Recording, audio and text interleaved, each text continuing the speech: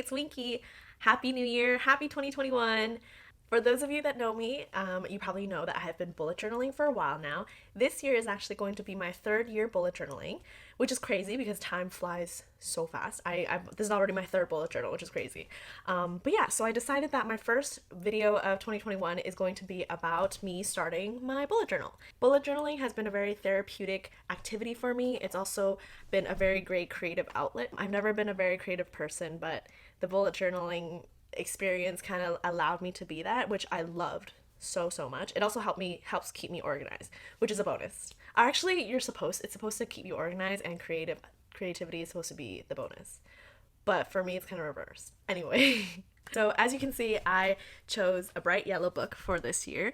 I wanted to manifest that yellow, bright sunshine, happy vibes for 2021. Hopefully, this year is going to be a better year for not just myself, but everyone around me and the whole world. And for the first part of the video, we're just going to talk about how I start my bullet journal and what sections I add in the beginning. Then the second part is where we do my January spread. So let's get started. And for the first page, I just wrote a little quote to better and brighter days. I didn't have all my materials. I was gonna do a little border with my yellow narrow washi tape, but this will do for now. I'll add more later on. On the left here, I did a grid spacing thing. I followed AmandaRachLee's grid spacing guide, where you just divide the pages up into sections that I use normally. So let's say later on I need 4 columns. Then it's easy to refer back to this page and go, oh, okay, if I need 4 columns, then I need 6 dots or 6 squares for per column. So that's what I did here. On the right here, I did a sun with 2021 in it because I thought it was really cute and matches the theme, or it kind of sets the tone for the year, hopefully.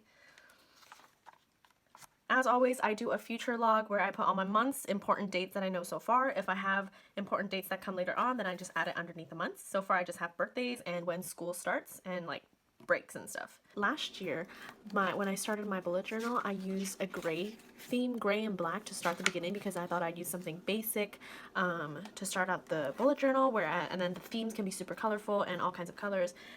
But this year, since I wanted to match not only my bullet journal, but the vibe I'm trying to create in the yellowness, so I chose to use yellow, but also gray. It still kind of gives a basic and neutral tone to it, while at the same time I can use 2 colors.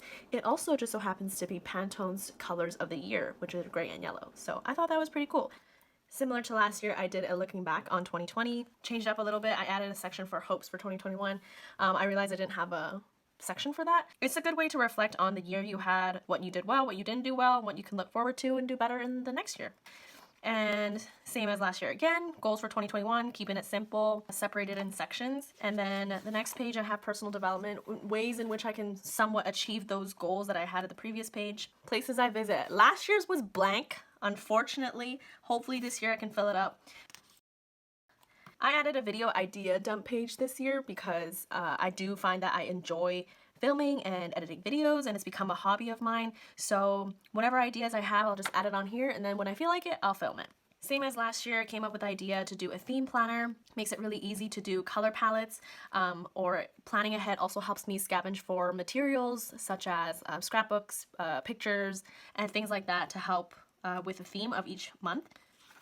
As always, the 2021 in pictures, I have January to June on one page and July to December on the other. And that's it for starting my 2021 journal.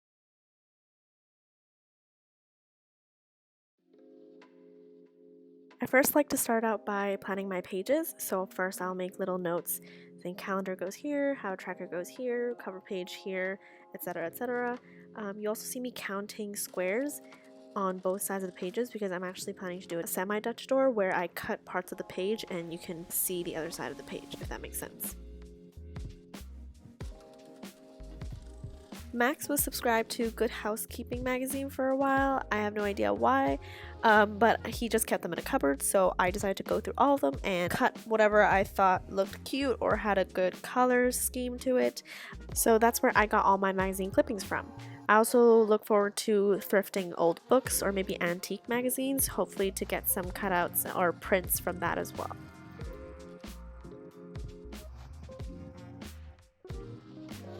On the left, you see the yellow color palette thing that I have. Those are actually from Lowe's or Home Depot, where they have the paint section, the different colors of paints that you want, and so I just collected a bunch of them.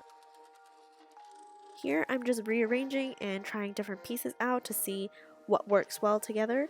I rearrange them into the way I like it before gluing them down.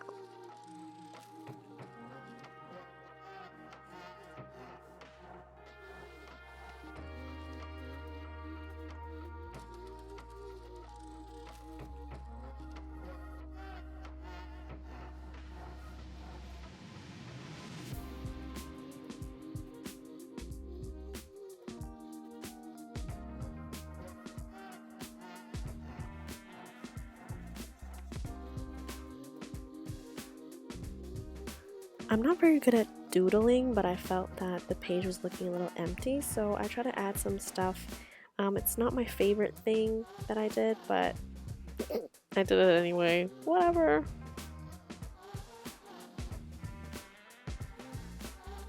And here is where my time-lapse app crashed, and all the footage that I recorded of me drawing the calendar and planning out my weeks is gone.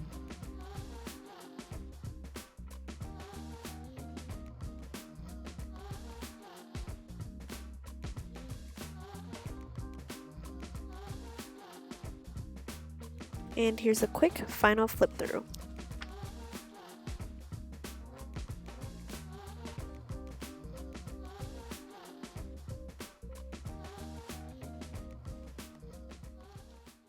And that's it for how I started my 2021 journal and my January spread. I hope you enjoyed watching. I'm doing very minimalistic themes this year to try to keep it simple and try to create a different vibe. This is in no way a tutorial. I am just sharing ideas. I am definitely not professional enough to do any tutorial. Give it a like and subscribe for maybe more. I don't know. Yeah. Thanks for tuning in.